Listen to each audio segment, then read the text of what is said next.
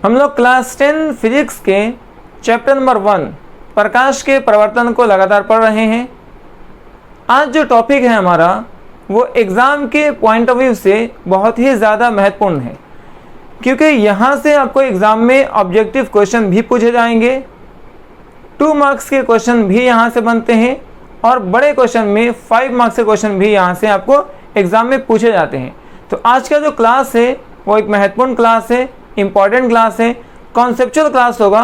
तो पूरी वीडियो को अब लास्ट तक बने रहेंगे, स्किप नहीं करेंगे ताकि कोई चीज़ समझने में दिक्कत ना हो, कोई चीज़ छूट ना जाए। तो आइए हम लोग अपने क्लास को शुरू करते हैं। आज हमारा टॉपिक है अवतल दर्पण के लिए किरण आरेखों की बनावट। हम लोग अवतल दर्पण में किरण आरेख रे डायग्राम सीखेंगे कि अवतल दर्पण में वस्तु को अलग अलग जगह पर रखेंगे तो उसके द्वारा जो प्रतिबिंब बनेगा वो कहाँ बनेगा, कैसे बनेगा, उसकी प्रकृति क्या होगी, हम लोग पूरी चीज़ों को लाइन से पढ़ेंगे। तो फर्स्ट में यहाँ पर 3 नियम पढ़ने को मिलते हैं। फर्स्ट नियम में कहता है कि मुख्य अक्ष के समांतर आपतित किरण, अगर कोई किरण मुख्य अक्ष के समांतर आ रही हो तो वो दर्पण से परावर्तन के बाद कहाँ से गुजरती है। तो सबसे पहले समझते हैं कि मुख्य अक्ष के समांतर आपतित किरण होता कैसे। देखिए, ये जो आपका है इसको प्रधान अक्ष या मुख्य अक्ष भी कहते हैं, ठीक है। इस मुख्य अक्ष के समांतर जो है किरण आ रही है, इस प्रधान अक्ष के समांतर किरण आ रही है तो आपको प्रधान अक्ष के समांतर आपतित किरण पहले बना लेना है। तो पहले क्या करेंगे, इसके समांतर एक किरण लेंगे जो आपको इस तरह से बनेगा।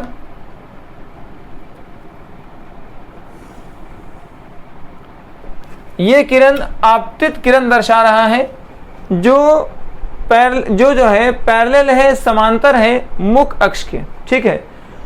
जब किरण दर्पण से टकराती है तो उसके परावर्तन के बाद कहाँ से गुजरती है इसको मैं जानना जरूरी है। मुख्य अक्ष के समांतर आपतित किरण दर्पण से टकराने के बाद, दर्पण से परावर्तन के बाद कहाँ से गुजरती है, तो फोकस से गुजरती है। इसको याद रखेंगे। आप इसको यहाँ से इस तरह से वापस करेंगे। अब इन 2 पॉइंट्स को यहाँ और यहाँ को मिला करके एक लाइन खींचेंगे, एक रेखा खींचेंगे और इस तरह से एरो बना देंगे। ये आपको पता चल रहा है कि फोकस से गुजर रही है। तो पहला रूल कहता है कि अगर कोई किरण जो प्रधान अक्ष के समांतर आ रही है, दर्पण से परावर्तन के बाद फोकस से गुजरती है, ये रूल नंबर 1 था। तो कहाँ से गुजरेगी, तो इसको याद रखेंगे, फोकस से, F से गुजरती है, F से गुजरती है। कौन सी किरण, जो किरण मुख्य अक्ष के समांतर आ रही हो। रूल नंबर 1 क्लियर हो गया। कैसे बनाएंगे, हमको मुख्य अक्ष के समांतर लाना है तो यह है मुख्य अक्ष हमारा। हम इसके समांतर एक रेखा खींचेंगे, ये आपतित किरण के लिए एरो बनाएंगे। ये दर्पण से टकराएगी, टकरा करके कहाँ से गुजारेंगे, उसको फोकस से गुजारेंगे और ये जाती हुई किरण, परावर्तित किरण इस तरह से बनता है। तो आप यहाँ पे लिखेंगे कि मुख्य अक्ष के समांतर आपतित किरण दर्पण से परावर्तन के बाद फोकस से गुजरती है। अब सेकंड कह रहा है फोकस की दिशा में आपतित किरण। अगर कोई किरण डायरेक्टली फोकस पर आ रही हो तो उसका परावर्तन कहाँ से होगा। तो सबसे पहले आपको बनाना है कि कोई किरण हमारी फोकस पर डायरेक्टली आ रही है, ये हमारा फोकस है। अब कोई किरण डायरेक्टली फोकस पर आएगी तो कैसा इसका आरेख बनेगा। तो आप क्या करेंगे, आप इस तरह से आरेख बनाएंगे और उसको किरण को डायरेक्टली फोकस से गुजारेंगे। ये रहा आपका फोकस पर आने वाली किरण और इस तरीके से आपको एरो बना लेना है ताकि पता चले कि ये किरण कहाँ से आ रही है, फोकस से आ रही है, ठीक है, फोकस पर आ रही है। ये दर्पण से टकराती है तो टकराने के बाद कहाँ से गुजरती है। तो आपको रूल याद करने के लिए आसान कर देते हैं। अगर समांतर आ रही थी तो फोकस से गुजर रही थी, समांतर आने वाली किरण फोकस से गुजरती है तो इसका उल्टा कर दें, फोकस पर आने वाली किरण समांतर गुजरेगी। किसके, प्रधान अक्ष के समांतर गुजरेगी। तो आपको क्या करना है, यहाँ से एक समांतर रेखा लेंगे, किसके, इस प्रधान अक्ष के एक समांतर रेखा को खींचना है।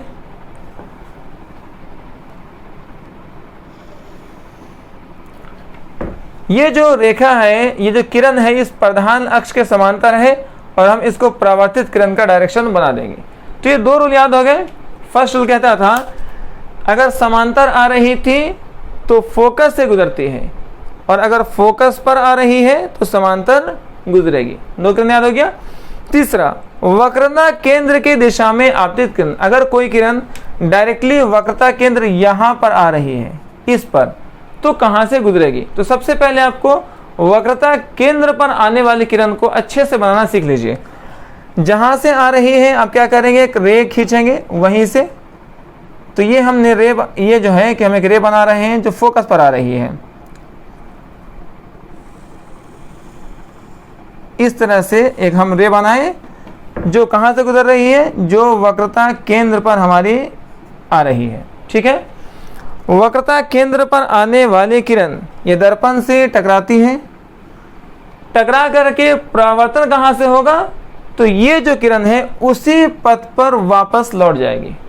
ये नियम था, वक्रता केंद्र पर आने वाली किरण उसी पथ पर वापस लौट जाती है। तो आइए तीनों नियम को लिख लेते हैं। पहला कहाँ से गुजरती है, फोकस। दूसरा कहाँ गुजर रही थी, मुख अक्ष के समांतर,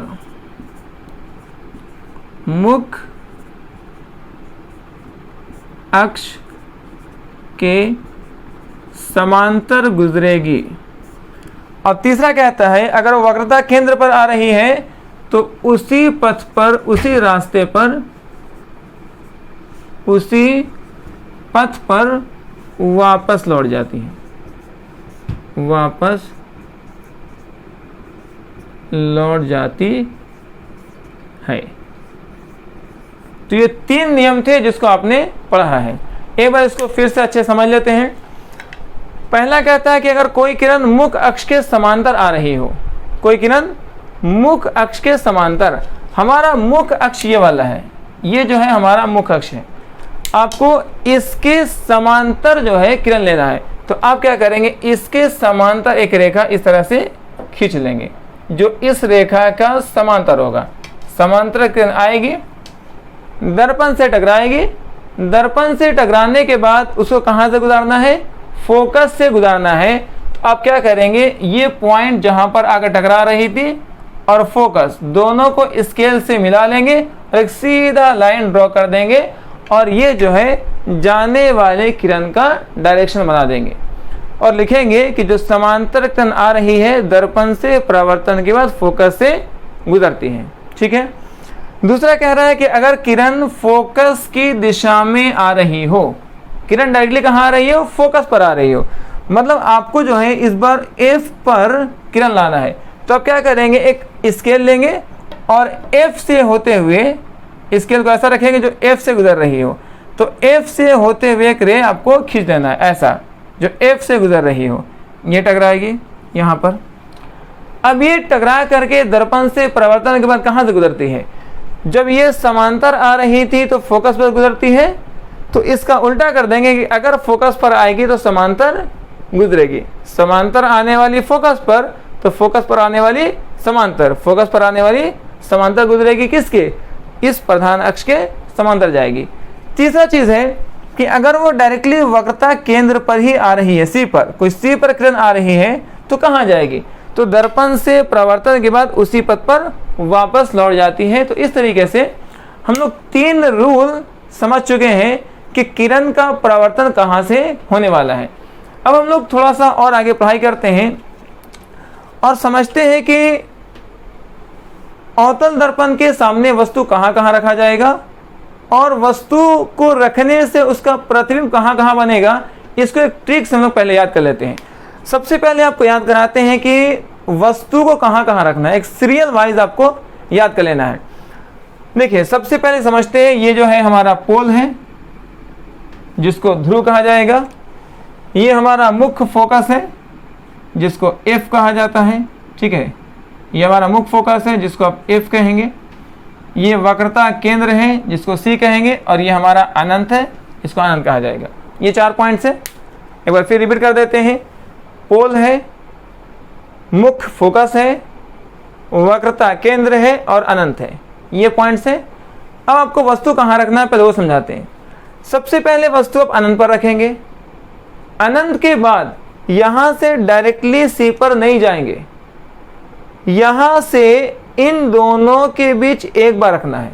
मतलब पहली बार अनंत पर रखेंगे और दूसरी बार अनंत और सी के बीच एक बार रखना है। 2 पॉइंट हो गए। फिर तीसरा अनंत पर, चौथा अनंत और सी और एफ के बीच एक बार रखना है। फिर पांचवा एफ पर, फिर छठा एफ और पी के बीच।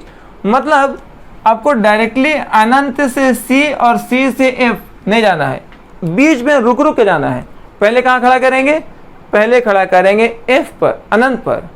अनंत के बाद आपको अनंत और सी के बीच में एक बार खड़ा करना है। 2 हो गए। तीसरा अनंत पर, चौथा सी और एफ के बीच, पांचवा एफ पर, छठा एफ और पी के बीच। मतलब एक एक रुक रुक करके आपको वस्तु को खड़ा करना है। लास्ट बार फिर रिपीट करते हैं, इसको ध्यान से समझेंगे कि वस्तु रखा कहाँ जाएगा। सबसे पहले रखेंगे अनंत पर, ये पहला स्थिति है हमारा जो रखा जाएगा अनंत पर। सेकेंड अनंत और सी, ये जो है इसके बीच में आपको वस्तु रखना है। 2 हो गए। इसके बाद यहां पर सी पर 3 हो गए। चौथा सी और एफ के बीच में रखना है, ये हो गए। इसके बाद एफ पर, इसके बाद एफ और पी के बीच। तो ये हमारा वस्तु रखने का तरीका है। आइए हम लोग वस्तु को रखकर देखते हैं। पहला रखा जाएगा, ये अनंत पर पहला वस्तु रखे। ये हमारा पहला वस्तु का स्थिति है जो अनंत पर रखा गया है। अब यहां से डायरेक्टली सी पर नहीं रखेंगे, बल्कि हम अनंत और सी के बीच में वस्तु को रखेंगे। ये हमारा सेकंड स्थिति होगा यहां पर। दूसरा। अब तीसरा कहां जाएंगे? यहां से तीसरा सी पर आएंगे। तो तीसरा हमारा जो स्थिति होगा वस्तु का, वो होगा सी पर। अब चौथा क्या होगा? क्या सी से डायरेक्टली एफ पर जाएंगे? तो नहीं, एक बार रुकना है बीच में। तो आपको सी और एफ के बीच में एक बार रुकना है। तो इस तरीके से ये हमारा फोर्थ पोजीशन है। फिफ्थ में क्या होगा? इसके बाद एफ पर आ जाएंगे, एफ पर अपनी वस्तु को खड़ा करेंगे।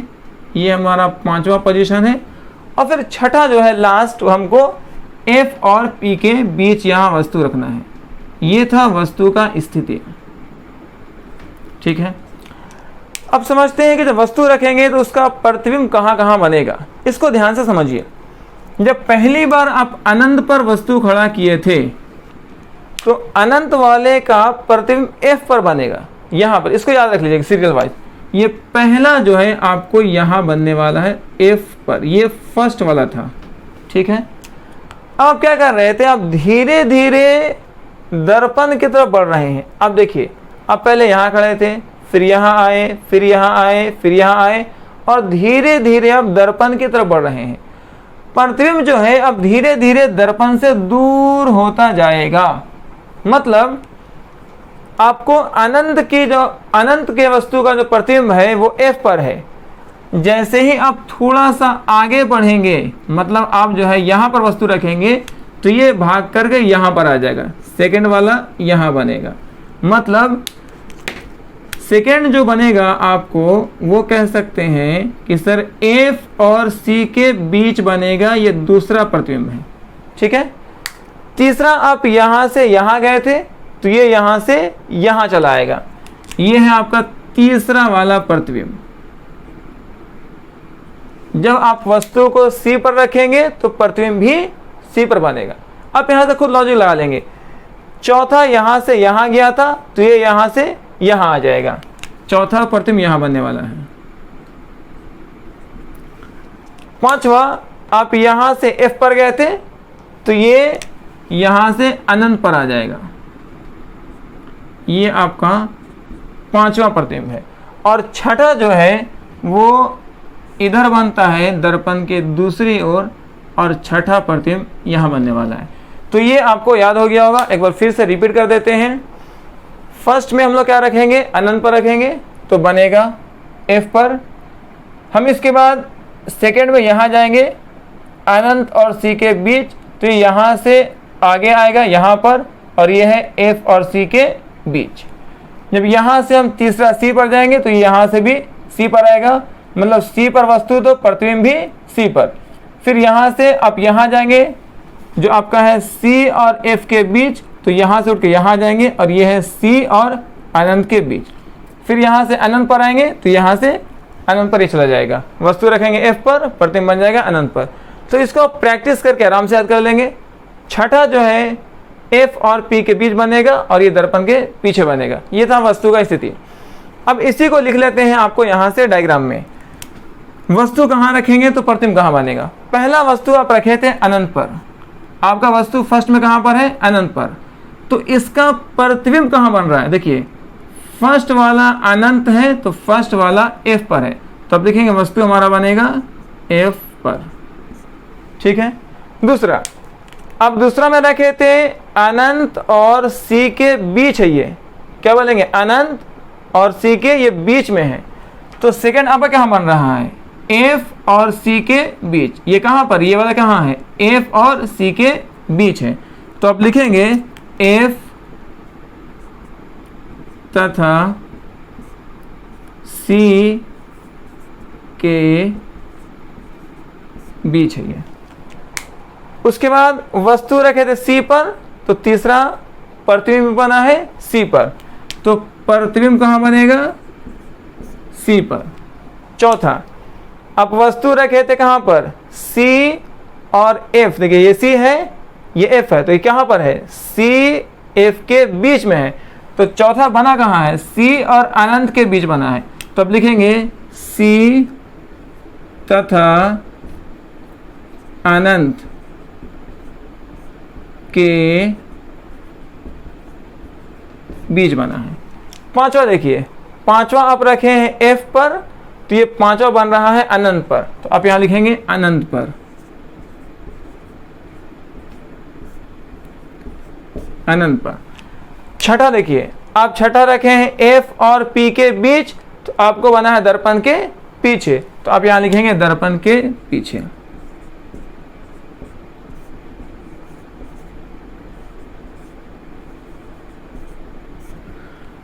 तो इस तरीके से पहले हम लोग ये सीख लिए कि वस्तु कहाँ रखने से उसका प्रतिबिंब कहाँ बनेगा। अब सेकेंड हम लोग को सीखना है कि जो प्रतिबिंब होगा वो आभासी होगा या वास्तविक होगा, ये सीखना है। ये प्रकृति आपको बताया जा रहा है कि जो प्रतिबिंब बन रहा है वो वास्तविक है या आभासी है। इसका ट्रिक बहुत सिंपल है, जो प्रतिबिंब P से पहले बना है वो सब वास्तविक है। जो प्रतिबिंब P से पहले बना है वो वास्तविक, और P के बाद वाला दर्पण के सेकेंड साइड वाला आभासी है। एक बार फिर समझ लीजिए, P से पहले, जो P से पहले है वो है वास्तविक, और P के बाद वाला है आभासी। मतलब आप यहां लिख सकते हैं जो इधर बन रहा है ये वास्तविक है, और जो इधर बन रहा है ये आभासी है। तो देखिए, अगर वस्तु आप अनंत पर रखे थे तो इसका प्रतिबिंब कहाँ बता, सर F पर था, तो क्या ये P से पहले है, ठीक है। वस्तु रखे थे C और अनंत और C के बीच, यहाँ प्रतिबिंब बना, यहाँ क्या P से पहले है, हाँ। तीसरा, C पर रखे थे, C पर बना, C पर क्या P से पहले है, P मतलब यहाँ से पहले है कि नहीं, क्या इधर बन रहा है कि इधर बन रहा है। तो अब गौर कीजिएगा कि सारे जो ये हैं, ये वाला पांचों, ये पांचों हमारा प्रतिबिंब जो है वो P से पहले है। सिर्फ एक प्रतिबिंब जो है ये छठा वाला जो P और F के बीच में है, ये आपको दर्पण के पीछे है। तो दर्पण के पीछे वाला हो जाएगा आभासी, और दर्पण के पहले वाला हो जाएगा वास्तविक। तो 5 बार वास्तविक बनता है और 1 बार आभासी बनता है। तो सिर्फ 1 बार आभासी वाला याद कर लीजिए, और वो है कौन, F और P के बीच। देखिए ये छठा वाला जो फिगर है ना, F और P के बीच, इसका प्रतिबिंब जो है यहाँ बन रहा है। तो यहाँ देखिए F और P के बीच ये वाला है आभासी, ये है आपका आभासी, और बाकी सब क्या है, सब वास्तविक है। कैसे पहचाने? क्योंकि सब जो है P से पहले है, P से पहले वाले को वास्तविक कहेंगे और P के बाद वाले को, दर्पण के पीछे वाले को हम क्या बोलेंगे, आभासी बोलेंगे। तो यहां जितना बड़ा फिगर है सब का सब वास्तविक है। हम सब में क्या लिख देंगे, ये वास्तविक है। सिर्फ एक आभासी है जो दर्पण के पीछे बन रहा है और बाकी सब वास्तविक है जो P से पहले बन रहा है। तो आपको केवल एक याद रखना है, कौन वाला, जो P और F के बीच बन रहा था, P और F के बीच, वो था जो था आपका आभासी था। केवल आभासी याद कर ले, बाकी सब जो है कि वास्तविक बनता है। 5 बार वास्तविक है और 1 बार आभासी है। ठीक है। इसी में एक और चीज पूछता है कि आभासी और वास्तविक तो हो गया, सीधा और उल्टा, सीधा और उल्टा। तो याद रखिए, जो जो वास्तविक था वो सब सीधा बनेगा, उल्टा बनेगा। जो जो वास्तविक है वो सब उल्टा, और जो आभासी है वो सीधा बनेगा। याद हो गया? फिर से एक बार, जो प्रधान अक्ष के नीचे बन रहा है, ये सब का सब फिगर है ना, ये प्रधान अक्ष के नीचे बनने वाला है, सब प्रधान अक्ष के नीचे की ओर है। तो जो जो प्रधान अक्ष के नीचे बनेगा वो सब उल्टा बनेगा। प्रधान अक्ष के नीचे वाला उल्टा बनेगा, या ऐसा भी कह सकते हैं कि P से पहले वाला उल्टा बनेगा। ऐसा भी कह सकते हैं जो जो वास्तविक बनेगा सब उल्टा बनेगा। मतलब वास्तविक उल्टा होता है और आभासी सीधा होता है। तो जो जो वास्तविक है आप उसको उल्टा भी कह सकते हैं। वास्तविक वाला क्या बनता है, उल्टा बनता है। वास्तविक वाला उल्टा बनेगा। ठीक है। जो जो वास्तविक है आप उसको लिख सकते हैं कि ये फिगर क्या बनने वाला है, उल्टा बनने वाला है। और जो आभासी है वो आभासी वाला सीधा बनता है, आभासी वाला सीधा बनेगा। तो अभी तक आपको प्रतिबिंब की स्थिति पता चल गया है कि वस्तु कहाँ रखेंगे, प्रतिबिंब कहाँ बनेगा। सेकेंड चीज, वो प्रतिबिंब वास्तविक होगा या आभासी होगा। ये बहुत सिंपल है। आभासी केवल एक बार बनेगा और वो है F, देखिए F और P के बीच जो रखे थे, ये वाला आभासी था जो दर्पण के पीछे बन रहा है। तो आभासी केवल एक बार बनेगा जब वस्तु को F और P के बीच रखा जाए, F और P के बीच रखा जाए, ये आभासी था। और जो आभासी है वही सीधा है, आभासी सीधा और वास्तविक उल्टा। याद रखिएगा, जो जो वास्तविक है वो उल्टा बनता है और जो आभासी है वो सीधा बनता है। इसका मतलब है कि 5 बार वास्तविक है तो 5 बार उल्टा बनेगा, और 1 बार आभासी है तो 1 बार सीधा बनेगा। अब अगर आपसे कोई पूछे कि सीधा कब बनता है, तो बोलेंगे जब F और P के बीच रखेंगे तो सीधा बनेगा, क्योंकि वो आभासी था। अब एक और चीज़ यहाँ समझना है, छोटा बड़ा बराबर। छोटा कब बनेगा, बड़ा कब बनेगा, बराबर कब बनेगा। तो इसको भी ट्रिक समझाते हैं। देखिए, ये हमारा C है, ठीक है। C के पहले अगर वस्तु रखे हैं तो छोटा बनेगा। मतलब C के पहले यहाँ 2 बार वस्तु रखा गया है। कहाँ पर, जब आप अनंत पर रखे थे और अनंत और C के बीच रखे थे, 2 बार रखे थे। जो C से बाहर है तो इसका प्रतिबिंब छोटा बनता है। देखिए, पहला दूसरा यहाँ बना था ना, ये दोनों छोटा होने वाला है। तो अब लिख लीजिए, C के बाहर अगर वस्तु रखते हैं जो 2 बार रखाएगा, एक बार अनंत पर और एक बार अनंत और C के बीच में 2 बार रखेंगे तो 2 बार छोटा बनता है। तो आइए लिखते हैं, पहला अनंत वाला छोटा है। अनंत कहाँ पर रखे थे, ये वाला, ये हमारा छोटा बनेगा। अनंत और C के बीच, अनंत और C के बीच ये भी छोटा बनेगा। तो केवल 2 बार छोटा बनता है। कब, जब वस्तु को C से बाहर रखा जाए। C से बाहर रखेंगे तो उसका प्रतिबिंब छोटा बनेगा। मतलब आपको 2 कंडीशन में प्रतिबिंब छोटा बनता है, जब वस्तु को अनंत पर रखा जाए या वस्तु को अनंत और C के बीच में रखा जाए तो प्रतिबिंब छोटा बनता है। तीसरा, जब वस्तु को डायरेक्टली C पर रखेंगे तो क्या होगा, वस्तु को सी पर रखेंगे तो क्या होगा, यहां पर सी है, देखिए ये वस्तु को सी पर रखेंगे तो प्रतिबिंब भी सी पर बनेगा और ये बराबर बनेगा। अगर वस्तु को सी पर रखा जाए उसका प्रतिबिंब भी सी पर रहेगा और ये बराबर होगा। तो तीसरा वाला होने वाला है बराबर। ठीक है, दो याद हो गए, सी के बाहर वाला छोटा, सी वाला बराबर, फिर से सी के बाहर वाला छोटा, सी वाला बराबर। अब सर सी के अंदर यहां दो बार आ रहा है, देखिए ये दोनों जो सी के अंदर है, ये वाला अलग है, आभासी वाला अलग पढ़ा रहे ना, आभासी वाला अलग पढ़ा रहे, केवल हम पहले वास्तविक वाला पांचों पढ़ा दे रहे हैं। ठीक है, वास्तविक 5 बार बनता है, उस 5 में से आप 2 2 1 याद करिए। 2 जब सी के बाहर था तो छोटा बना, 1 सी पर था बराबर बना, और सी के अंदर 2 बार है तो दोनों बार बड़ा बनेगा। देखिए ये दोनों जो बन रहे हैं ये बड़ा है। जब वस्तु को सी के अंदर रखा जाएगा उसका प्रतिबिंब सी के बाहर बनेगा और ये बड़ा बनेगा। सी के अंदर रखेंगे तो बड़ा बनेगा, मतलब आपको यहाँ और यहाँ बड़ा बनने वाला है। ये है बड़ा, ये है बड़ा, और एक यहाँ भी रखे हैं, ये आभासी है और ये भी बड़ा है, तो आप कह सकते हैं कि यहाँ भी बड़ा बनेगा। तो इस तरीके से बड़ा बन रहा है 3 बार, 1 बार बन रहा है बराबर, 4 हो गए, 2 बार बन रहा है छोटा। कब कब बनेगा छोटा समझते हैं। वस्तु कहाँ रखना है ध्यान रखिए। अगर सी है, सी के बाहर रखेंगे प्रतिबिंब छोटा, सी पर रखेंगे प्रतिबिंब बराबर, सी के अंदर रखेंगे प्रतिबिंब बड़ा। सी के बाहर 2 बार है तो 2 बार प्रतिबिंब छोटा बनेगा, 1 बार सी पर रखेंगे प्रतिबिंब बराबर बनेगा, और 3 बार सी के अंदर रखेंगे तो प्रतिबिंब तीनों बार बड़ा बनेगा।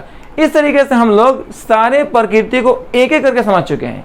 पहला वस्तु कहाँ रखेंगे, प्रतिबिंब कहाँ बनेगा, दूसरा आभासी होगा या वास्तविक होगा, तीसरा उल्टा होगा या सीधा होगा, चौथा छोटा बड़ा बराबर। इसको शॉर्ट में रिपीट कर सकते हैं। वास्तविक और आभासी कैसे पहचानेंगे। आभासी केवल 1 बार है जब प्रतिबिंब दर्पण के पीछे बनता है। अब याद रखिए प्रतिबिंब दर्पण के पीछे कब बनता है, जब आप F और P के बीच रखेंगे तो उसका प्रतिबिंब दर्पण के पीछे बनेगा, और दर्पण के पीछे वाला आभासी होगा, दर्पण के पीछे वाला आभासी होगा, और बाकी 5 वास्तविक होगा। याद हो गया, वास्तविक आभासी याद हो गया। अब जो वास्तविक है वही सीधा है, सॉरी वास्तविक ही वही उल्टा है, वास्तविक वाला उल्टा है और आभासी वाला सीधा है। तो 5 बार वास्तविक तो 5 बार उल्टा, 1 बार आभासी तो 1 बार सीधा। उल्टा सीधा क्लियर हो गया। छोटा बड़ा बराबर में 6 में देखिए 3 बार बड़ा है। कब, जब सी के अंदर रहेंगे, सी के अंदर वस्तु रखेंगे तो बड़ा बनेगा, सी वाला बराबर बनेगा और सी के बाहर वाला छोटा बनेगा। तो इस ट्रिक से हम लोग आगे के जो है रे डायग्राम को, रेखा चित्र को आराम से समझ सकते हैं। पहले इसका स्क्रीनशॉट कर लीजिए, फिर हम लोग एक एक करके एरिया डायग्राम बनाएंगे और वहां पर प्रकृति को फिर से लिखेंगे, जिसको थोड़ा बहुत भी कंफ्यूजन ना गया होगा वहां पर क्लियर हो जाएगा। आप पहले इसका स्क्रीनशॉट कर लीजिए।